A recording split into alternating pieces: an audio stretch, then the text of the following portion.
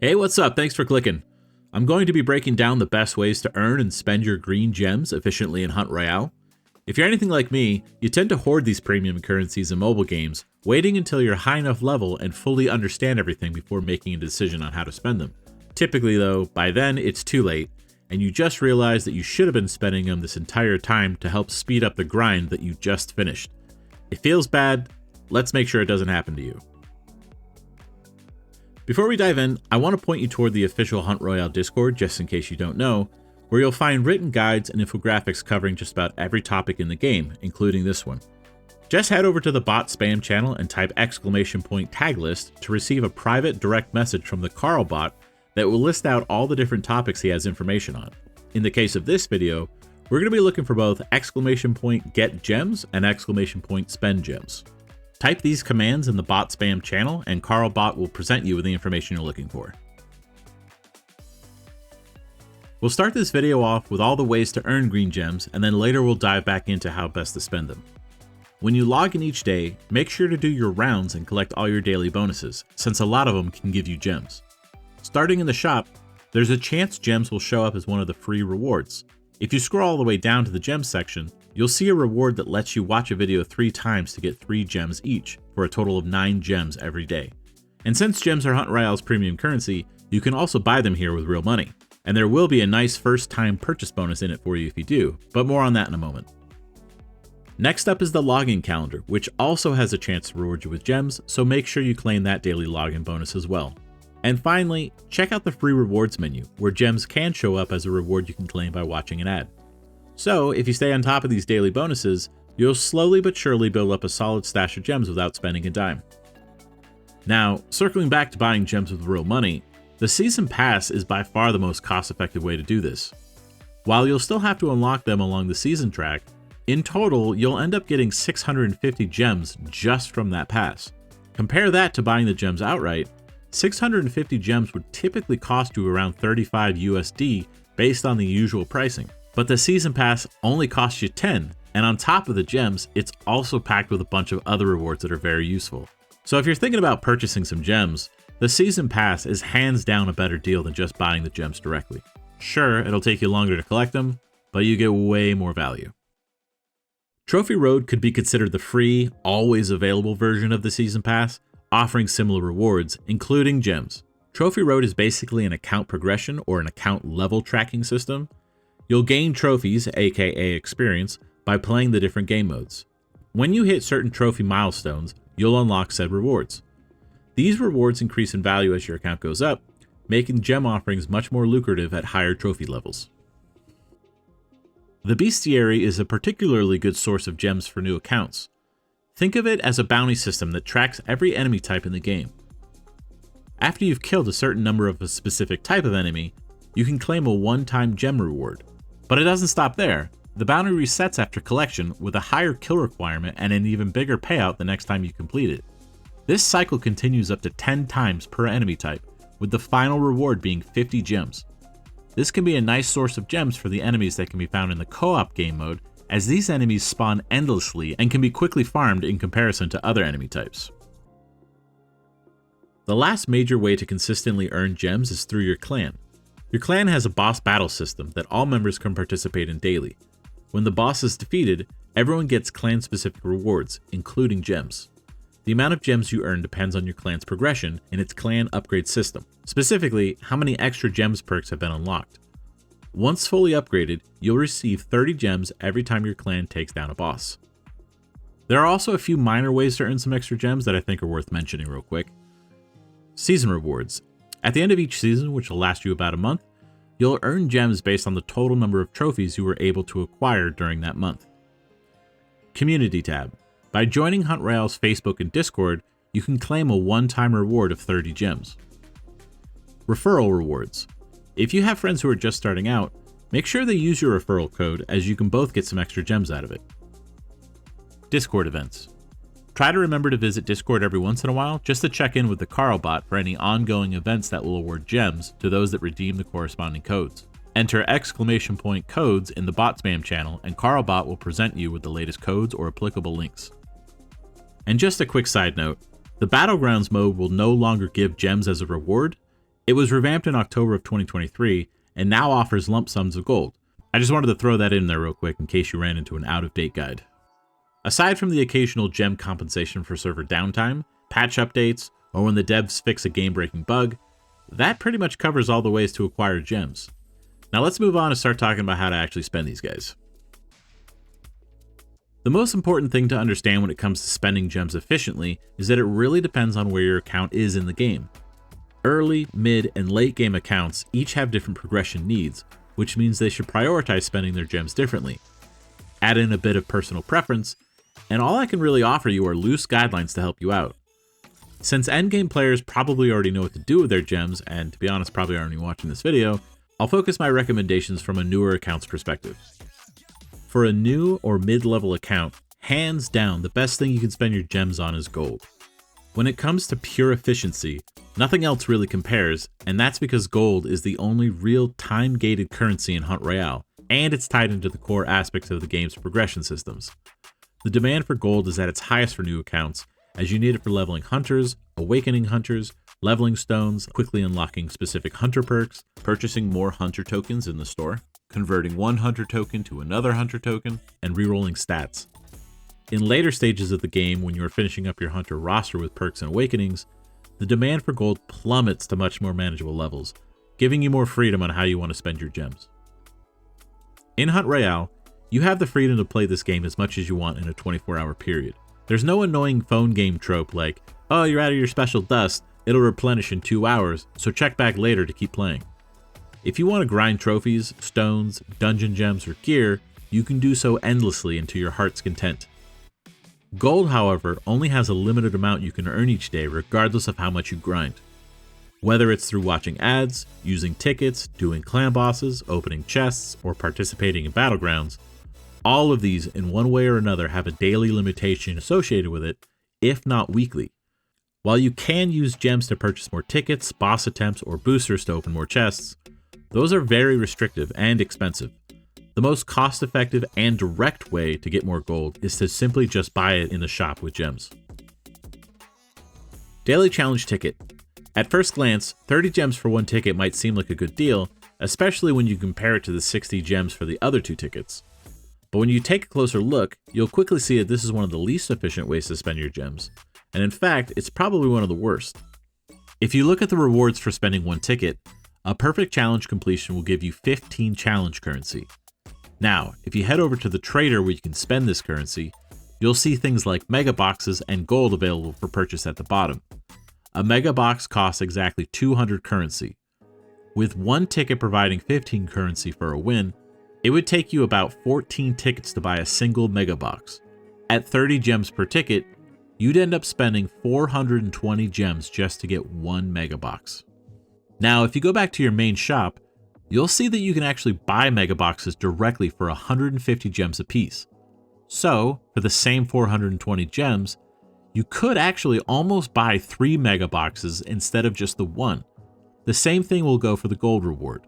For 210 gems, you can buy 7 tickets, which will give you 100 challenge currency, and you can trade that for 400 gold. However, if you instead go back to the shop, you can get 400 gold for only 50 gems. So you're spending more gems to get the same amount of gold through the daily challenge tickets.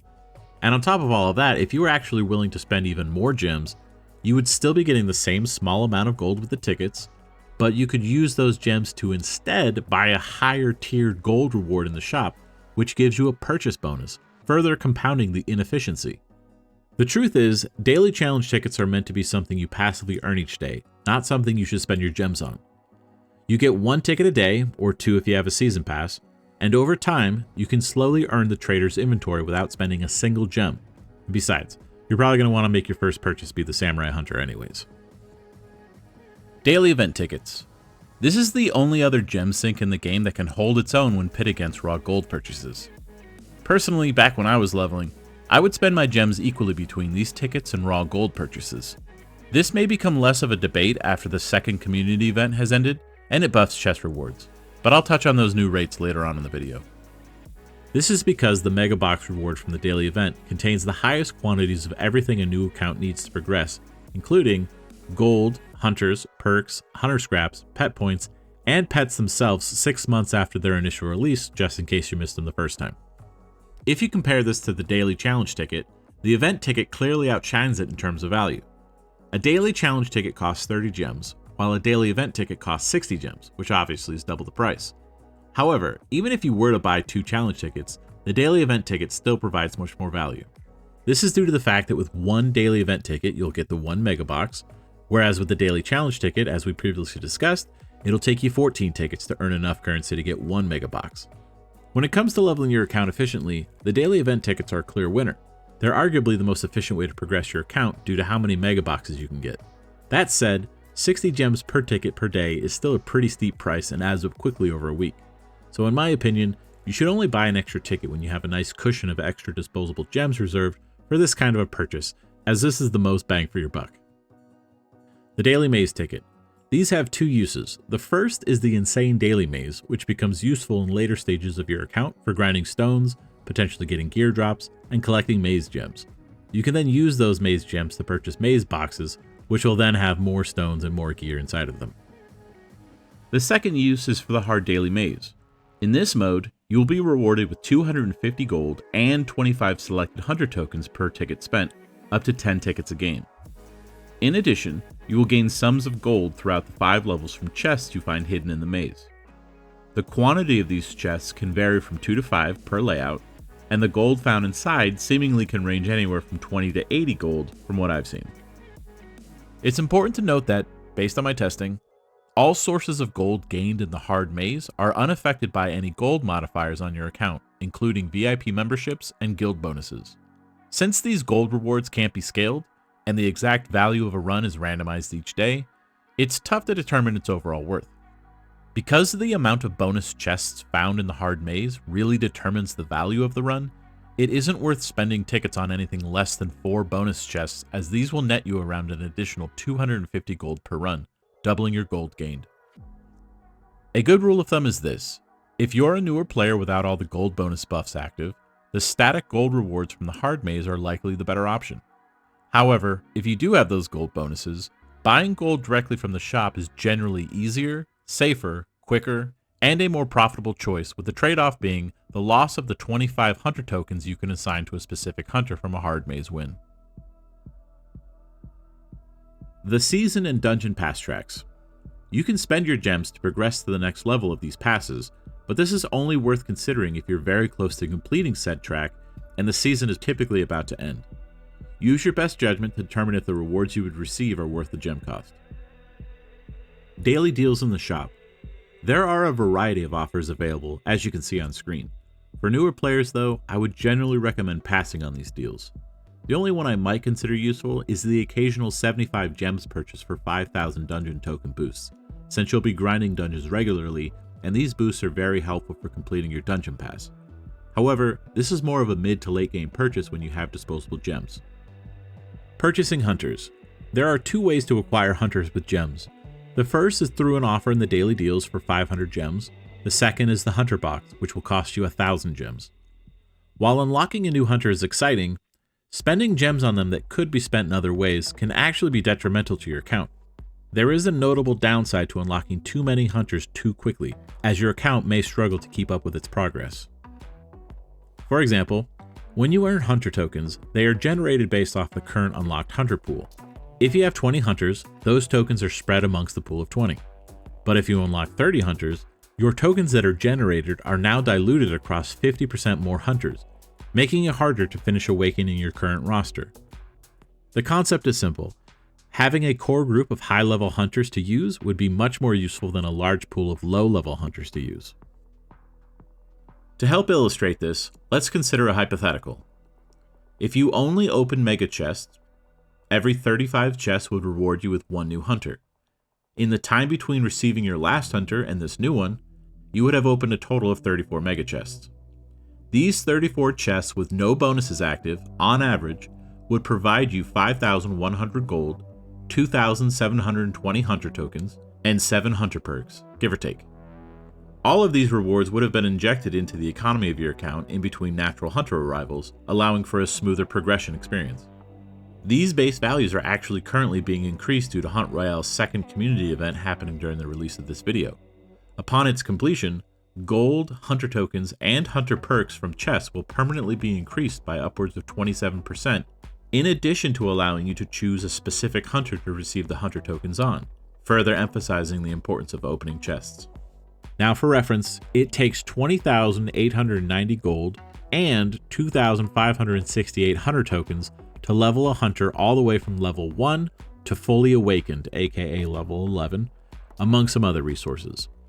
The point here is that if you were to outright buy a hunter, your account may not be ready to efficiently integrate them into your progression, making it a bit of a gamble.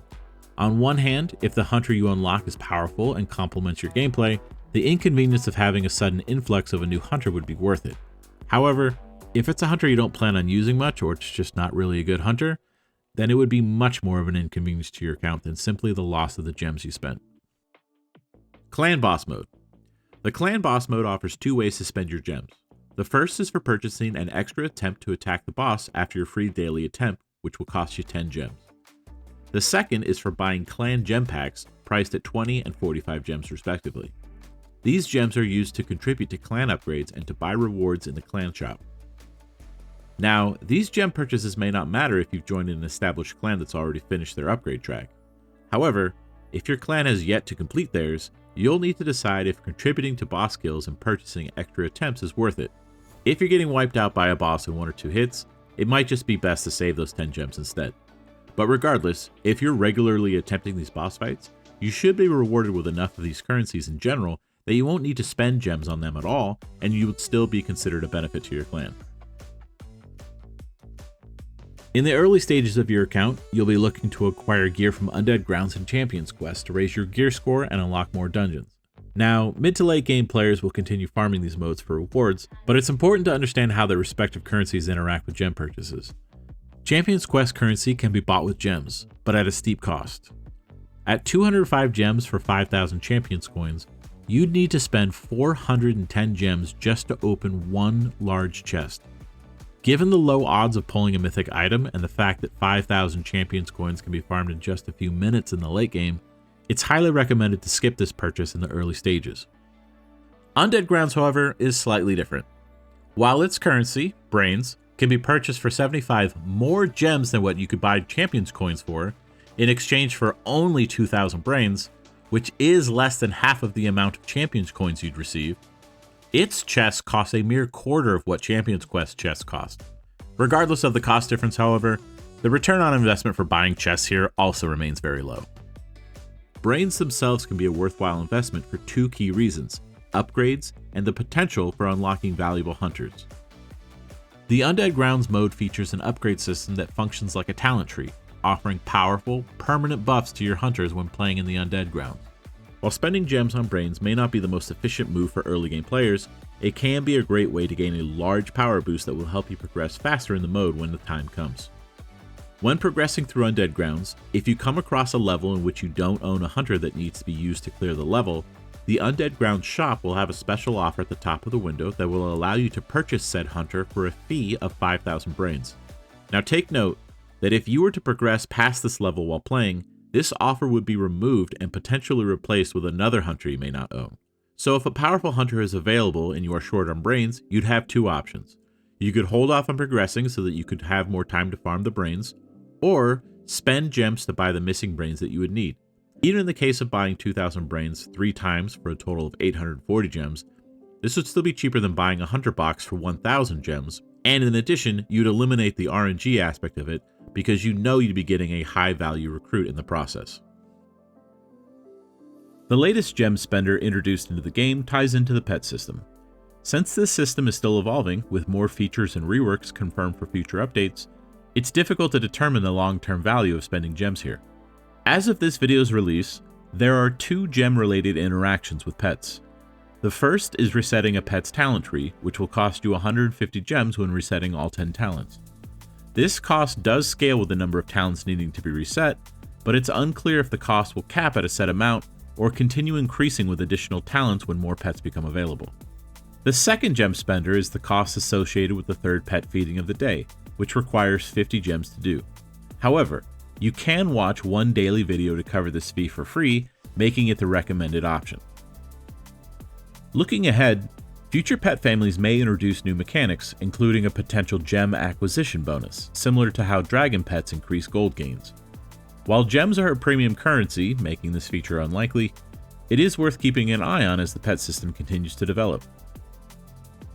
Last on the list, and possibly the least important thing to purchase, are skins. While skins can be obtained in various ways, we'll focus on those available for purchase with gems in the shop. Every 24 hours, 3 randomly selected hunter skins will become available.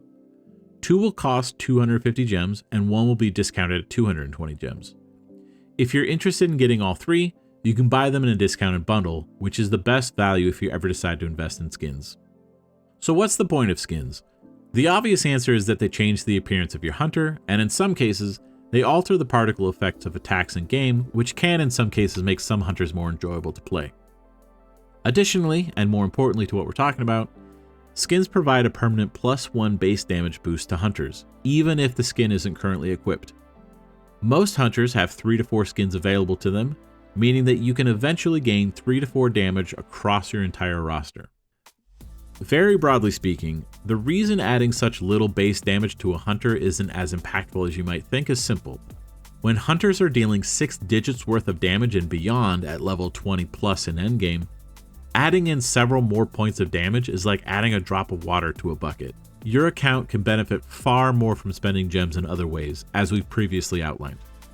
I've made a separate YouTube short, which I'll link down in the description of this video, where I take a quick deep dive into damage calculations and demonstrate why the plus damage from skins is, at best, only marginally better than nothing. Ultimately, skins should be purchased for their aesthetic value rather than their gameplay impact. Later in your account's progression, if you're a completionist or you simply have no pressing needs for your gems, then yeah, you might consider picking up all the skins you haven't already. There are a few other ways in general to spend your gems, but I believe these are the most relevant when it comes to progressing your account. Speaking as someone solidly in the endgame, I've personally been using my gems on the daily 300 Dark Forest tokens deal for 100 gems. At this point, I'm kind of only buying them because I don't really have a better way to spend them, which is a terrible reason I know. But early on, when I was working toward my first max level Dark Forest set, the extra token income was making a big difference since I couldn't reliably clear Dark Forest yet. If hunters were still being released monthly, however, I'd probably be putting my gems toward daily maze ticket investments instead, since those let me target level a specific hunter and max them out a little bit quicker. But at this stage, the responsible thing to do would probably just be to save them up, as you never know what gem sink Boombit's going to want us to invest in next. So there you have it, all the ways to acquire and spend Hunt Royale's premium currency. With sources like the Bestiary, guild boss kills, and the paid season track if you choose to invest in it, you should have a pretty steady flow of gems coming in. The best way to use them generally involve acquiring raw gold and securing mega chests through daily event ticket purchases, but ultimately, your spending choices should align with your personal goals and playstyle. Hopefully this video has given you the knowledge to weigh the pros and cons of each gem spending option, allowing you to make informed decisions about how to progress your account efficiently. If I have missed something or you have something to add, please comment below so that new players have the most up-to-date info as possible. Thanks for watching and happy hunting!